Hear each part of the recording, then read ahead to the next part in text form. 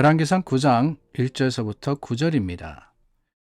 솔로몬이 여호와의 성전과 왕궁 건축하기를 마치며 자기가 이루기를 원하던 모든 것을 마친 때에 여호와께서 전에 기브온에서 나타나심 같이 다시 솔로몬에게 나타나사 여호와께서 그에게 이르시되 내 기도와 내가 내 앞에서 간구한 바를 내가 들었은즉 나는 내가 건축한 이 성전을 거룩하게 구별하여 내 이름을 영원히 그곳에 두며 내 눈길과 내 마음이 항상 거기에 있으리니 내가 만일 내 아버지 다윗이 행함같이 마음을 온전히 하고 바르게 하여 내 앞에서 행하며 내가 내게 명령한 대로 온갖 일에 순종하여 내 법도와 율례를 지키면 내가 내 아버지 다윗에게 말하기를 이스라엘의 왕위에 오를 사람이 내게서 끊어지지 아니하리라 한 대로 내 이스라엘의 왕위를 영원히 경고하게 하려니와 만일 너희나 너희의 자손이 아주 돌아서서 나를 따르지 아니하며 내가 너희 앞에 둔 나의 계명과 법도를 지키지 아니하고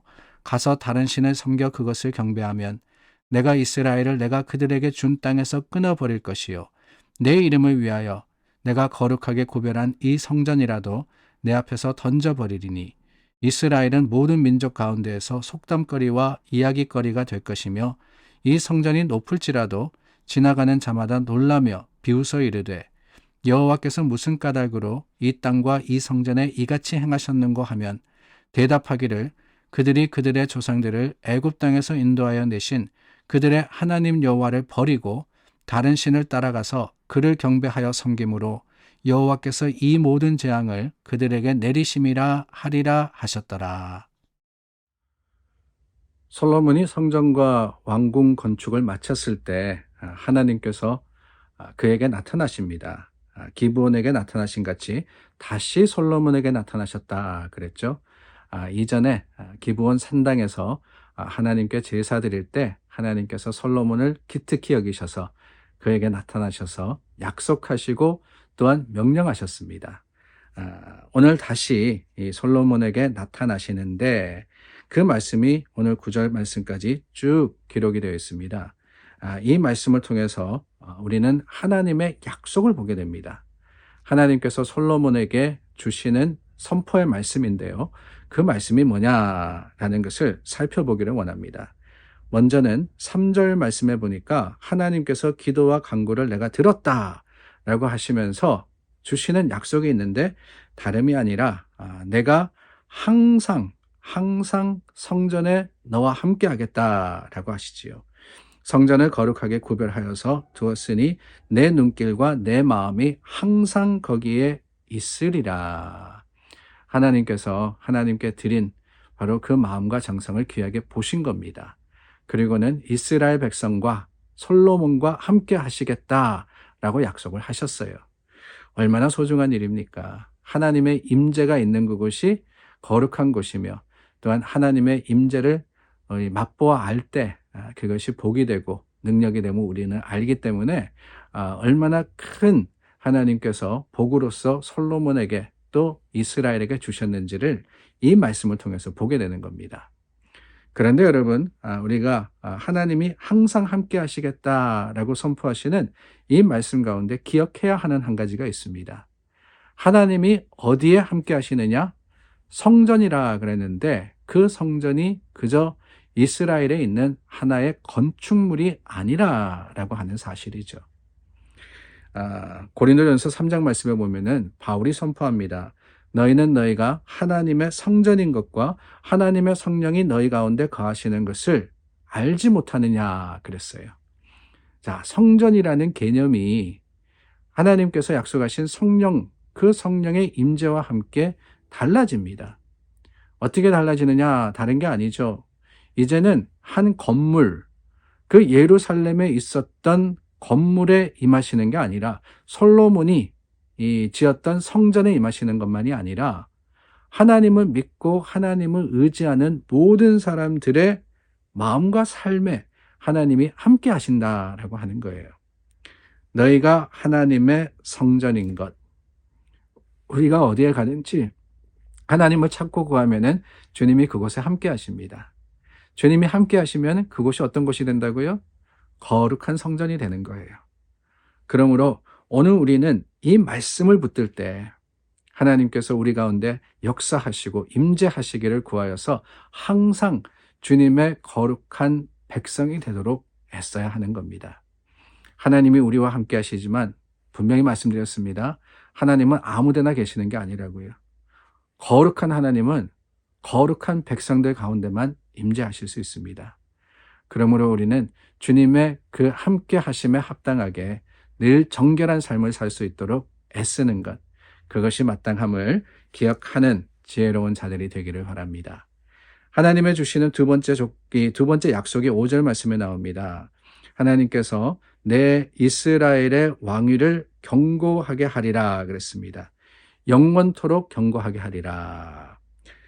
그런데 여러분, 하나님이 주신 이 약속에는 조건이 달려 있었어요.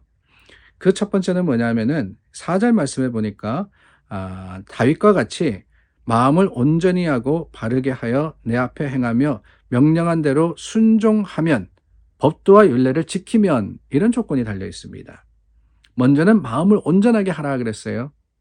이 온전이라는 뜻은 완전하며 무결한 것을 의미합니다. 성실한이라는 뜻도 들어있죠.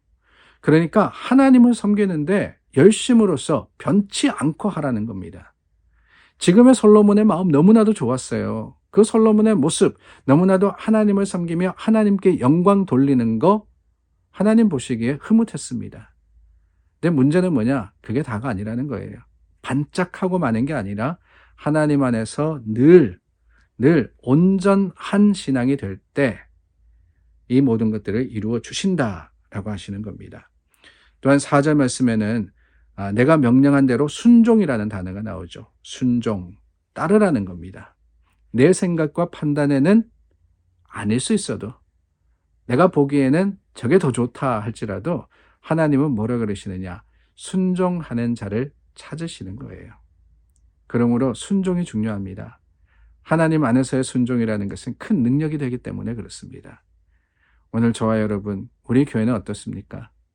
늘 하나님의 뜻을 구하고 그 뜻대로 행하기를 애씁니까?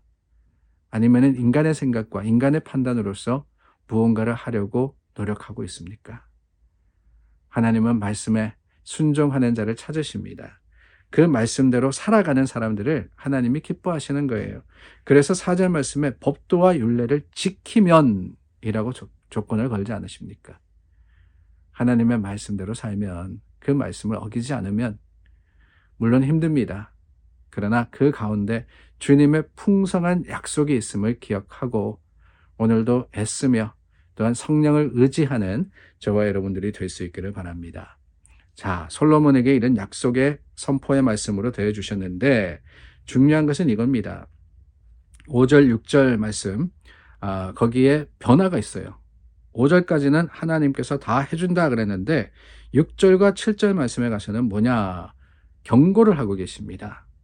어떤 것에 대한 경고냐? 다른 것이 아니라 우상 숭배에 대해서 경고하시죠.